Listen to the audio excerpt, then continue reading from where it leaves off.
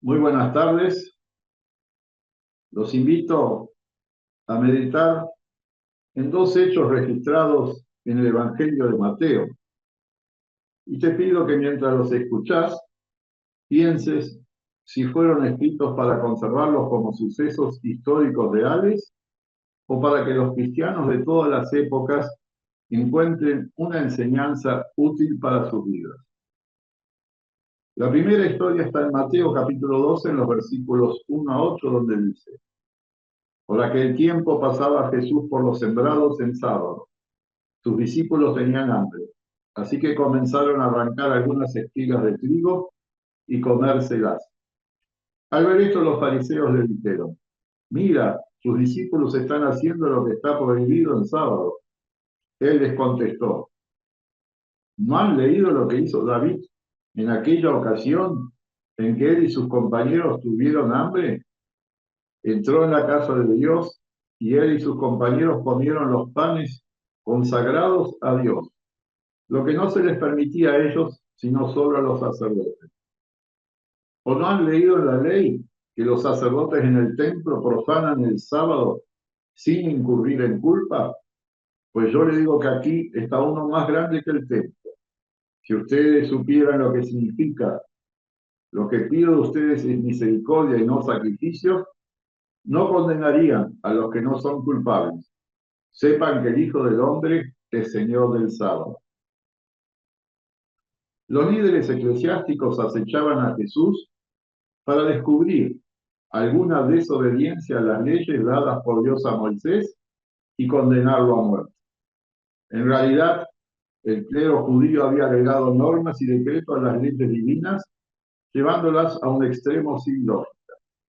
El solo hecho de arrancar unas espigas de trigo para comerlas, así sin elaborarlas, era quebrantar el sábado según su óptica. En su gran sabiduría, Jesús les muestra cuán equivocados estaban. Una necesidad física como la de alimentarse estaba por encima del cumplimiento de una ley ceremonial. Les recordó que el patriarca David, a quien tanto veneraban, cuando huía del rey Saúl, tuvo que comer los panes consagrados, quebrando el mandato divino. También les recuerda que cada semana profanaban el sábado los sacerdotes, pues debían preparar los animales para el sacrificio. Pero más importante aún era que Jesús es Dios y por lo tanto Él puede disponer, ignorar esa regla si hubiese razones valideras. Además, Él en su condición de ser el Hijo eterno del Dios Creador, era el Señor del sábado, como lo es hoy el Señor del domingo. Esto no significa que los creyentes debamos celebrar los cultos únicamente los domingos, sino que cada congregación puede tener cultos cualquier día de la semana, porque si un pastor atiende varias congregaciones, es inevitable, como también cuando se celebran cultos en días de semana, porque muchos feligreses trabajan los domingos. La Iglesia estableció el primer día de la semana como el Día del Señor para conmemorar la resurrección y para obedecer el tercer mandamiento de santificar un día y dedicarlo a estar reunidos en torno a la palabra. Y otra razón fue la que Jesús expuso, repitiendo las siguientes palabras pronunciadas por el profeta Oseas: porque misericordia quiero yo y no sacrificios, y conocimiento de Dios más que holocausto. Estimado oyente, Dios nos pide que estudiemos regularmente las Escrituras, personalmente y reunidos con nuestros hermanos en la fe, que participemos de los cultos para ser animados y confortados con la predicación y recibiendo el cuerpo y la sangre de Cristo en la Santa Cena, orando juntos y presentando nuestras ofrendas al altar. Pero lo que Jesús siempre enseñaba, que toda nuestra consagración y obediencia a la ley debía ser resultado de la gratitud a la misericordia y el amor del Padre y de Él mismo, y no hacerlo como una pesada obligación o por miedo al castigo. ¿Acaso las personas no deben tener miedo por la muerte eterna. Quienes aún no aceptaron a Cristo como verdadero Dios y Salvador, sí deberían estar asustados por no tener acceso al cielo después de su muerte terrenal. Pero muchos seres humanos ni siquiera creen que la Biblia es la palabra del Dios verdadero. Por su gracia, el Espíritu Santo seguirá ofreciéndoles la oportunidad de llegar a la fe salvadora por medio del Evangelio y del testimonio de todos los cristianos del mundo. La otra historia que les mencioné al comienzo es igual en cuanto al objetivo de los fariseos de acusar a Jesús, y nuevamente su respuesta los deja sin argumentos, pero muy enojados y decididos a terminar con su vida. Les leo los versículos 9 y 14 de este mismo capítulo de Mateo. Partió de allí y fue a la sinagoga de ellos. Y aquí había un hombre que tenía la mano paralizada, y para acusar a Jesús le preguntaron diciendo: ¿es lícito sanar en sábado?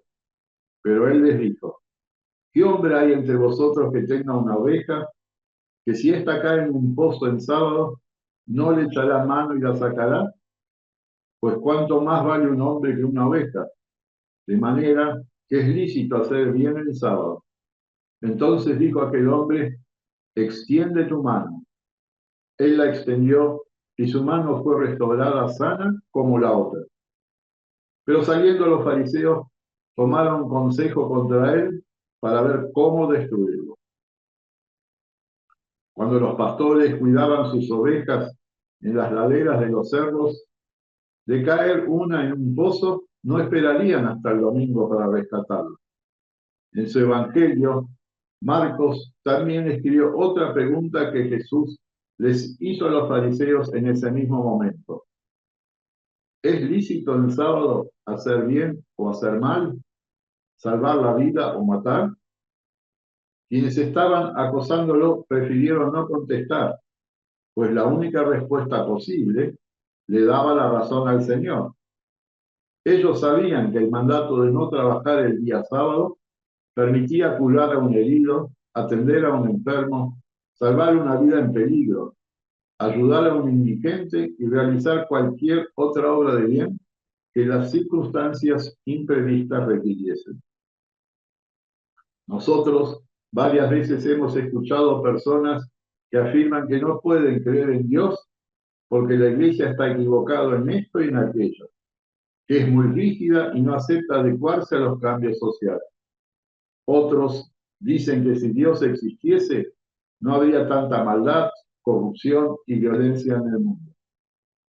Estemos atentos, porque las sectas no dejan de difundir sus creencias pseudo-cristianas para conquistar adherentes, proclamando que ellos sí practican la verdadera religión, pero al mismo tiempo niegan la deidad de Cristo, tal cual ya sucedía en la época apostólica. Seamos cuidadosos con las devociones, folletos, videos y libros que podemos encontrar en las redes, escritas por autores que defienden sus interpretaciones subjetivas de las Escrituras, pero contradicen las principales doctrinas cristianas expuestas claramente en los evangelios y en las epístolas.